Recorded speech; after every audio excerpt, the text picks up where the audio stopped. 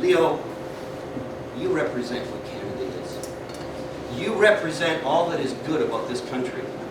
And I am so committed to us becoming the country of first choice for anyone in the world that's looking for somewhere else to relocate for whatever reason. By plan, by having to be a refugee, whatever the point is, we need Canada to be that. We need it economically. We need them for our ability to have an economy that works. But more than anything, it makes us strong. We virtually have connections with every corner of the world. One of the beauties of our city and our country is that no matter what's going on in the world, good or bad, we've got someone to share it with because we reflect the entire world. You're a talented, gifted young man. You have the ability, look at this room, you have the ability, not by manipulation or trickery or any other hocus pocus, but because of who you are. And we're proud of you in Hamilton.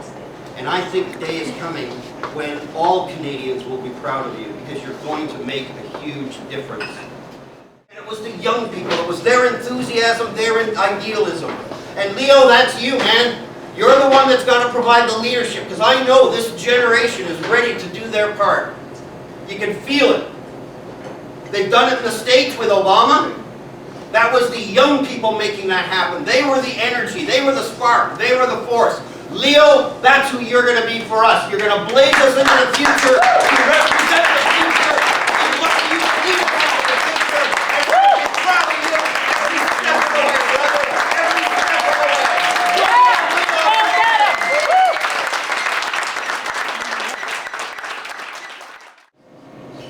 way. Leo represents for us an idea that anybody can affect change.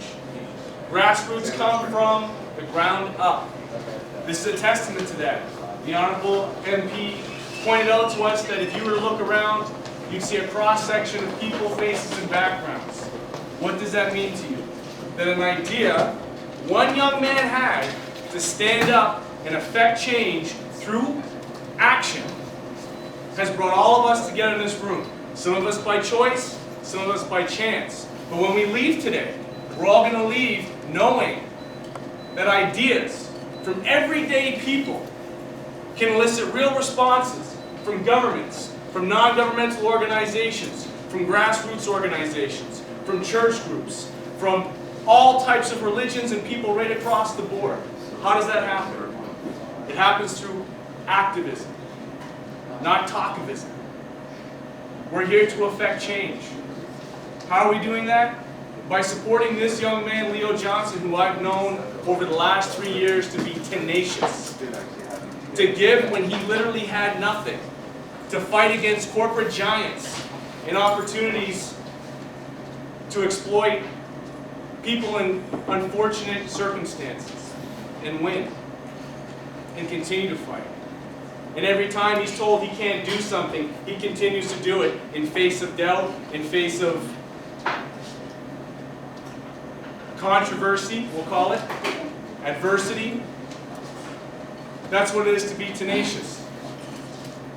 So when you came in here, not fully understanding what it is that the next great Prime Minister can offer you, what I'm here to tell you is that it starts from the ground up.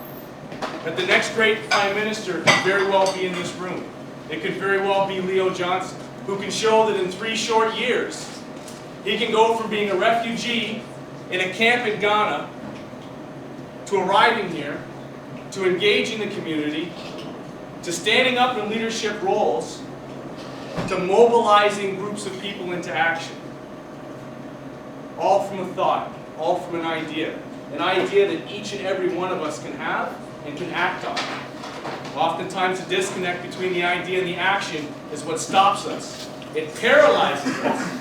This fear that we can't affect change. It's an illusion that's used by certain powers that be to freeze us dead in our tracks when we want to fight for something that should be ours. Leo doesn't see that. Leo sees right through that. And what he sees at the end is that anybody, and more importantly, everybody, can affect change through idea. As an example, not as a new Canadian, but as a Canadian. Not as a black Canadian, but as a Canadian. Not as somebody from Ontario, but as a Canadian. Not as just a Hamiltonian, but as a Canadian. Because Leo would stand for an example if he were in Vancouver, or Saskatchewan, or Halifax, or Toronto, or even, God knows, Ottawa. Especially stand up in Ottawa. Leo Johnson, or Leo the Lion Johnson, as I like to call him. At age 25, fled his native Liberia, he's 25 years old, but at 16 he fled his native Liberia due to a more than decade-long civil war, a very brutal war at that. He worked as a student journalist for the High School Press Association of Liberia. He worked with the Young Men's Christian Association of Liberia, the YMCA, where he organized various forms and activities for youth engagement and development prior to his escape. Living on 2 refugee camps. Leo left Liberia due to a civil war and had to go to the Ivory Coast. He was stationed in a refugee camp there when the civil war broke out in the Ivory Coast, and he had to continue on to Ghana, where he stayed for 8 years and worked as a youth activist and community leader with the United Nations High Commission for Refugees. He worked with the Liberian Refugee Welfare Council and a host of other organizations, some of which he took the initiative to establish on his own. So after 8 years of unstable life as a refugee, and after 8 years of being away from his family, Leo decided, while helping a family, which isn't on here, the story that I know is as this: he was actually helping a woman and her children do the application process. Somewhere in that process, he was included in the mix. But his initial intent wasn't to be there for himself. Rather, it was to be there as an interpreter for somebody else, which is just another example of how he always puts people first. So he arrived here on March 23rd, 2006 in the Canadian Government Refugee Assistance Program, and after a period of roughly 2 years in Canada, these are the key highlights of his activities. As you heard, he's worked with CISO, which is the Settlement and Integration Services in Ontario, Settlement and Integration Services Organization, as a life skills trainer and a youth volunteer with newcomers. He's worked with Immigrant Culture and Arts Association as a youth coordinator for mobilization and education. He's represented Hamilton at an international conference on the rights of refugees in Toronto.